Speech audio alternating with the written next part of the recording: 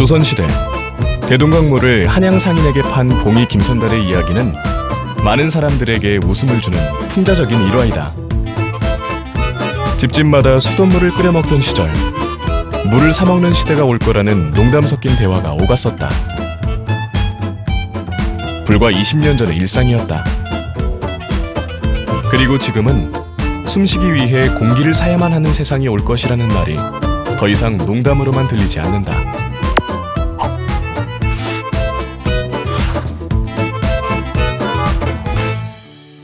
미래엔 우리가 내는 수많은 세금들 중에 한 가지 항목이 추가될 가능성이 높다.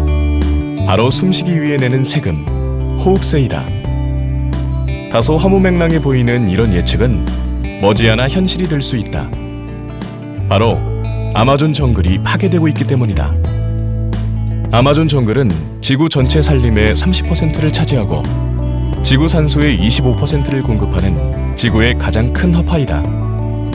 광활한 숲으로 지구 전체 강우량을 조절해주고 기후변화와 지각변동에까지 밀접한 영향을 미치는 아마존이 무분별하게 파괴되고 있다. 아마존 전체 면적의 58.4%를 차지하는 브라질은 신흥경제국 모임인 브릭스의 일원으로 아마존에서 막대한 자원을 개발하면서 빠른 경제성장을 보이고 있다. 당연히 엄청난 규모의 숲이 파괴되고 있다. 국제환경기구인 세계자연보호기금 WWF는 아마존 열대우림이 매년 0.5%씩 줄어들고 있고 현재와 같은 속도로 계속 파괴될 경우 172년 뒤에는 아마존 정글의 열대우림이 완전히 없어질 것이라고 경고한다. 아마존 정글뿐 아니라 또 다른 정글도 사라질 위기에 놓여있다. 바로 콩고 정글이다. 콩고 정글은 지구 제2의 허파이자 세계 열대우림의 25%를 차지하고 각종 희귀 동식물의 천국이다. 하지만 이대로라면 콩고 정글은 오는 2040년이면 지구상에서 완전히 사라지게 된다. 콩고 정글에는 24조 달러에 달하는 희귀 광물질이 묻혀있는 것으로 알려져 콩고 정부 승인하에 대규모 채굴 작업이 벌어지면서 정글이 파헤쳐지고 있다. 각종 희귀 동식물의 멸종은 물론 아프리카 강우량의 대부분이 콩고 정글에서 만들어지기 때문에 밀림이 사라지고 나면 강우량은 줄어들고 대기 중 이산화탄소가 급격히 늘어나 지구온난화는 가속될 것이다. 아마존과 콩고 정글의 소멸로 오게 될 가장 큰 위기는 바로 지구 내 산소 공급 부족이다. 세계 최악의 대기오염으로 많은 사망자가 발생하는 중국은 스모그 같은 대기오염이 단순한 호흡기 질병을 넘어 뇌질환의 원인이 된다는 연구 결과까지 발표됐다.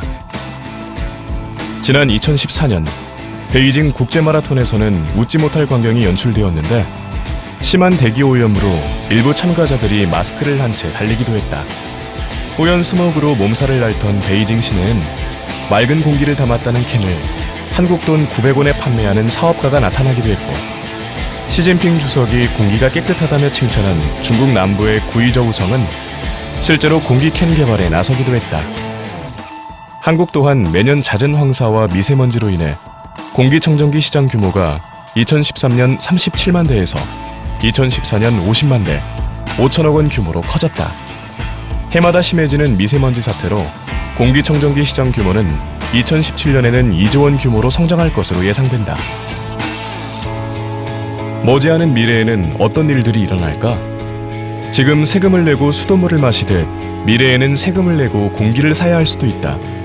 세계 주요 도시엔 깨끗한 공기를 공급하기 위해 도시 전체에 공기정화 시스템을 가동하고 오염물질로부터 도시를 보호하기 위해 거대한 에어커튼을 설치해야 할 수도 있다. 공기정화에 들어가는 많은 비용은 결국 시민들에게 돌아갈 것이고 도심의 거리나 주택에서 깨끗한 공기를 마시려면 호흡세를 내야 하는 상황이 벌어지게 된다. 가난한 사람들은 엄청난 세금을 피해 그나마 공기 상태가 나은 도시 외곽으로 쫓겨나고 깨끗한 공기를 마시지 못해 평생 만성 호흡기 질환에 시달리고 깨끗한 공기를 도둑질하는 일까지 빚어질 수 있다. 음식 없이는 3개월을, 물 없이는 3일을 버틸 수 있지만 공기 없이는 단 3분도 버틸 수 없다. 모든 생명의 첫 번째 생존 조건은 바로 공기. 우리가 물려받은 아름다운 환경을 최대한 보존하고 잘 지켜내 후세에 온전하게 물려주는 것이 우리의 의무임을 잊지 말아야 할 것이다.